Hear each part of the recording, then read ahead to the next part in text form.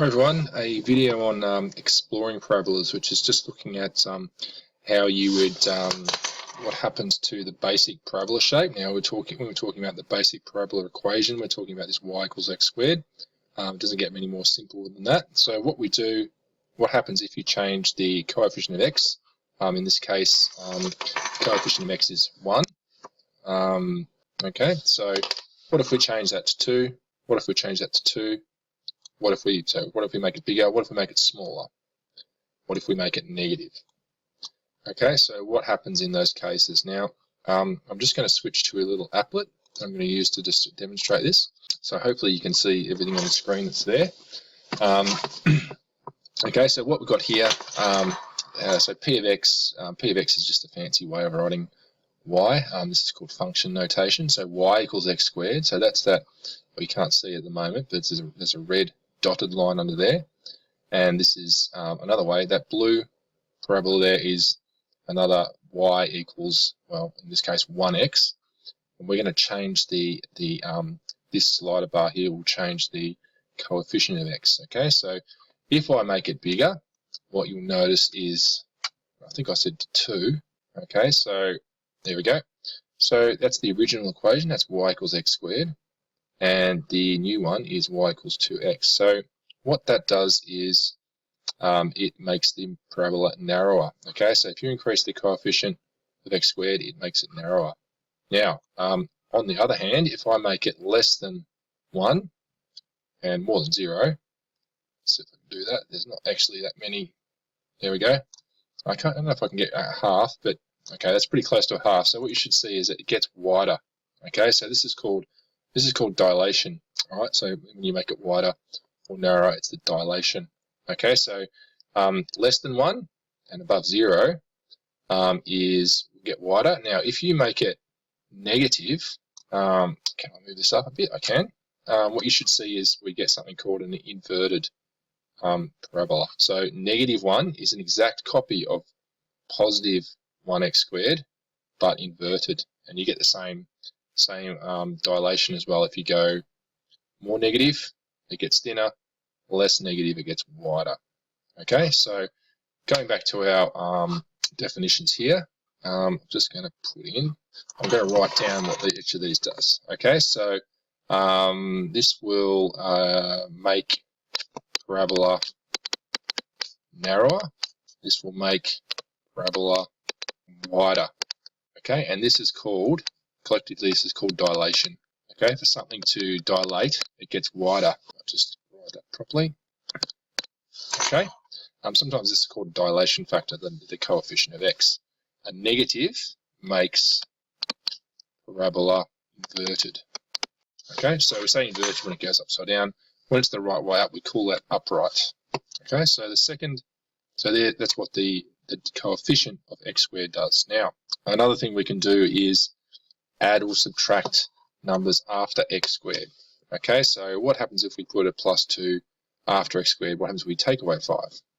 Okay, so going back to our app here, I'll try and bring this back up to, I'm going to make this 1 if I can. Okay, so we're back to our standard parabola. Now this second, where's this one actually? Yep, so this last one here, if you notice what's happening here is we're taking away numbers after the x squared. Okay, so I think I had plus 3 maybe. Okay, so if I add 3 onto my standard parabola, 2.8, that's close enough. You can see what's going on there. Oh, 3, here we go.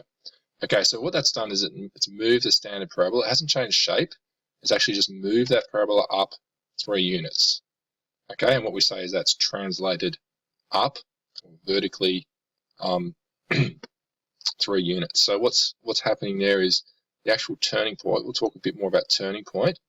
In the original one, it's 0 at the origin. The turning point has moved up by 3. Okay, and again, if you take away, excuse me, students, we can all hear your voice. So notice, so I can't remember what I put down there, but what you should be able to see is if you take away after x squared, so we've taken away 2, it shifts the parabola.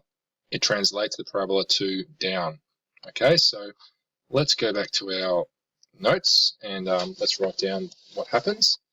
Okay, we're going to say translates I'm not going to write parabola. We know we're talking about parabolas. Translates 2 units up. Okay, and taking away translate 5 units down in this case.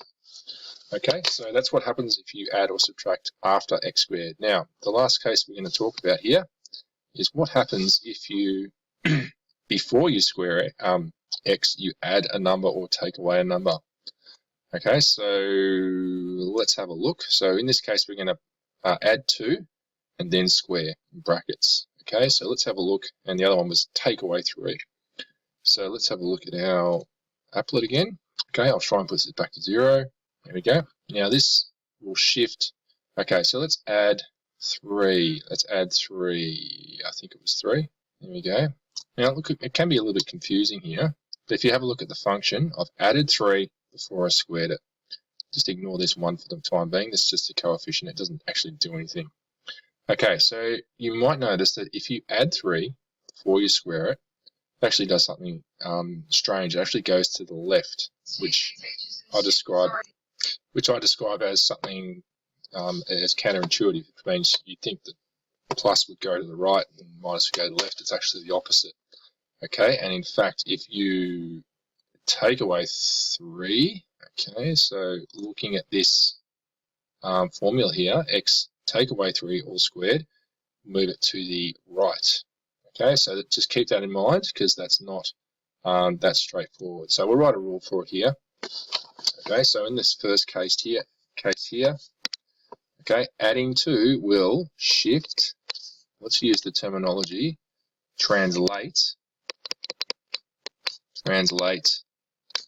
2 units to the left. Okay, and with this second one here, we're taking away 3. We're going to translate 3 units right. Okay, so putting all these things together, okay, these are pretty much the standard things that can happen. You can dilate them, you can invert them, you can shift them horizontally and vertically. Okay, and that's what this applet is actually showing you here. I've done them one at a time, but you can do all sorts of different things. Okay, so when you're doing the horizontal and vertical translating, what you're actually translating is the turning point. Okay, so in the original one, it's the origin at 0, 0. Okay, so I'll see if I can get some even numbers here and I'll show you what's happening. 4, oops. Okay, so what we've got here, I'll try and get stacked to 0 or 1. Okay, so this is our formula here. All right, so we've got a dilation, we've got a coefficient of 1, so we can kind of ignore that. But what we've got here is we've got 2 translations. We've got a horizontal, so it's moved down 2.